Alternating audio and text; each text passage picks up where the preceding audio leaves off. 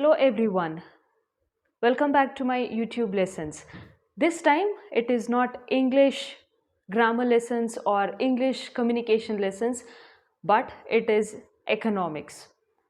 I'm doing this video on a very special request from my students that I should discuss few important questions from economics, especially 12th standard economics.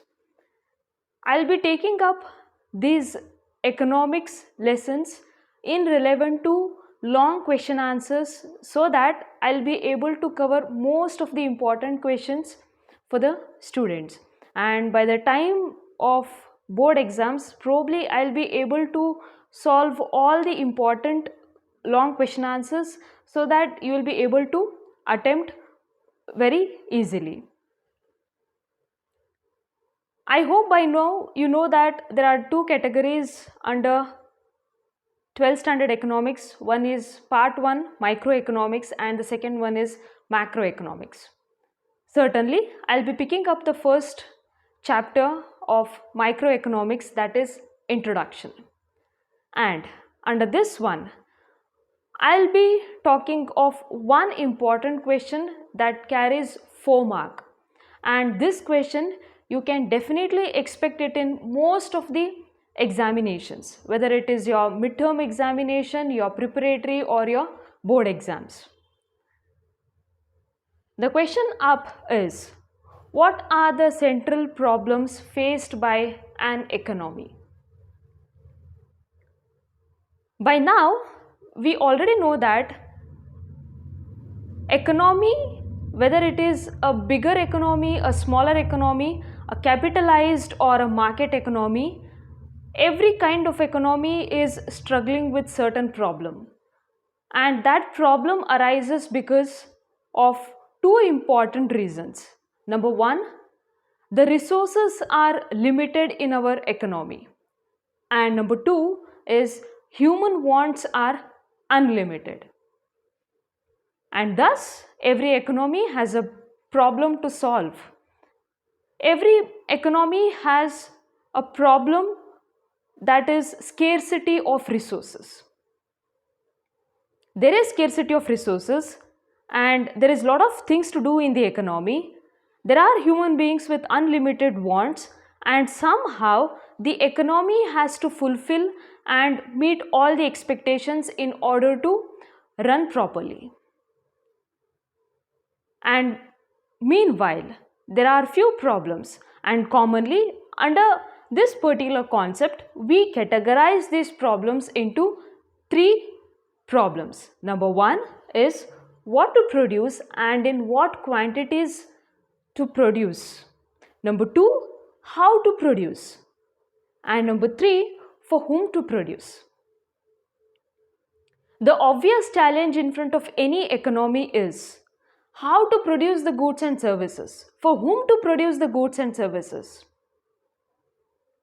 And also it has to answer a question, what kind of goods and services have to be produced and in what quantity it has to be produced. It is a very greater challenge for any economy. Let us take the first problem, what to produce and in what quantities the goods have to be produced. This problem arises because the main reason for this problem is, I have told you, the problem of choice. Now, there are a lot of goods and services. Yes, but an economy has to decide that good or that kind of a service which is really required by the people of that economy. What to produce? There is a lot of kind of production that can be done, whether it is agricultural products, cloths, industrial products or investment products or food products. What kind of product an economy has to produce, or luxury products or basic necessities, which kind of production an economy has to undertake. That is the first main problem and that has to be answered by any economy in order to run successfully. It does not just end there. We also have in what quantities it has to be produced, because it's not very easy. Different people expect different kind of a good, and different people also expect different quantities of goods. Now for example, imagine there is a person John, and he has got agricultural land. Now he has choices in front of him. He can either grow jowar or he can grow wheat on that piece of agricultural land, or he can grow both the products. Now he has to decide whether he has to grow jowar or he has to grow wheat, or he should grow both. If he decides to grow jowar, in what quantity? If he decides to grow wheat, in what quantity? Or if he decides to grow both of the products, in what quantity they have to be divided? Should he grow in 1 quintal, 2 quintals, or how much? It depends upon the resources that he has got. Why I am saying this is because we have scarcity of resources, and within those resources we have to allocate the resources properly and also manage to produce the goods and also maintain the allocation of resources. Now I'll give an example of small family. We are talking of a larger economy. Take about a family. Imagine you and your sibling, whether it's your brother or sister, prefer different kind of dishes. One is asking for a fried rice and the other one is asking for a sandwich. And your mother has a greater challenge now. Probably imagine the market is closed for today. There is no vegetable market for today. She has very limited vegetables with her. And now it's a challenge for her. You want fried rice and your sibling wants sandwich. Now she has to decide what amount of vegetables she has to put into fried rice and what amount of vegetables she has to put into sandwich.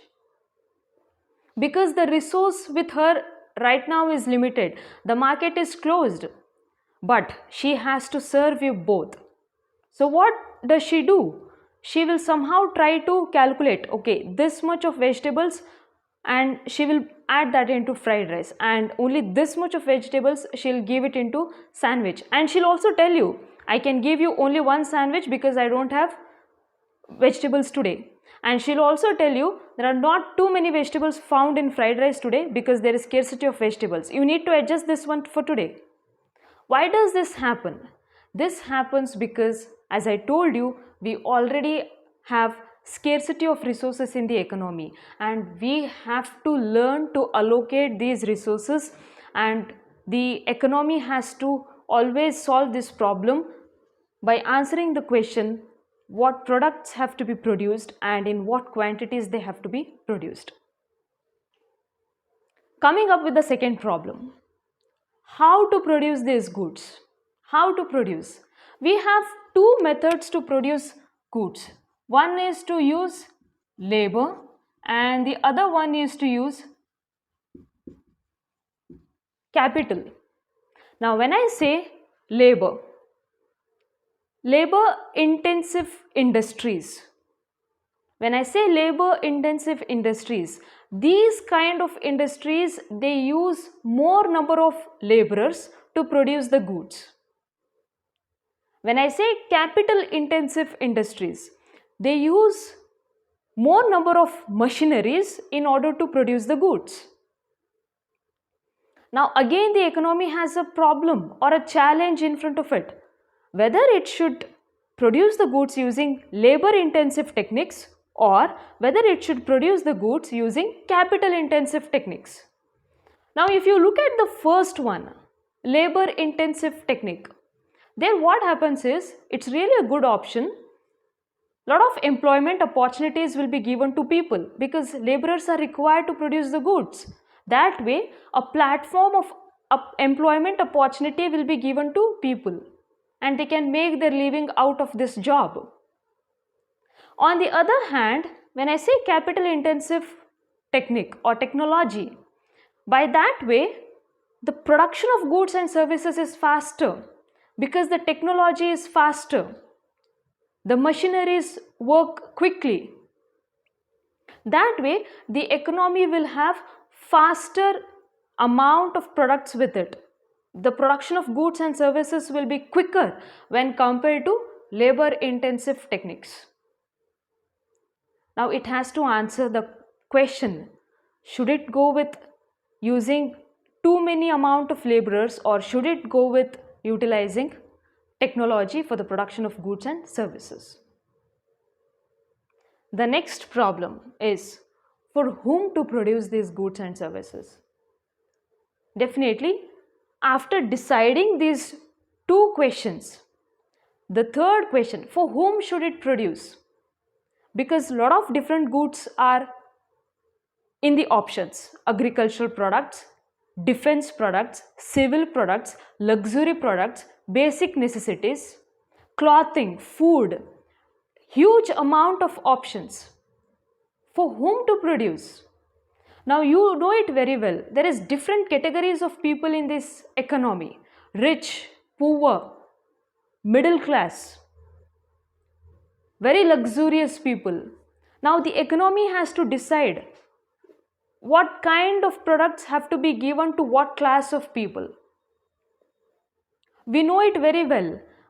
We all don't have a demand for luxury of products. We don't have that demand for luxurious products. We always have too much of demand for basic necessities or essential goods. And there is a certain set of class of people who demand for luxury products or luxurious goods. Now the economy has to decide how to allocate these resources, how to allocate the scarcity of resource and serve every class of society, because society includes all kind of people, all class of people. Should it serve poor? Should it serve the rich one? Or should it serve the middle class people? Should it serve the very topmost category of people? And with what kind of products? Because we all expect essential products to live our lives. In conclusion, what I conclude with these three questions is that every economy has these problems in front of it. Allocation of resources is a huge challenge for any economy. Because of the scarcity of resources, the problem of choice arises. When the problem of choice arises, these three problems definitely come up. And when these three problems come up, they become the central problems of any economy. And handling these problems, that shows the strength of any economy. I hope this question is clear for you all. I'll be bringing up few more important questions from this chapter. If you answer this much, I'm sure you'll get 4 marks in your exam. For more lessons, subscribe and share. Thank you.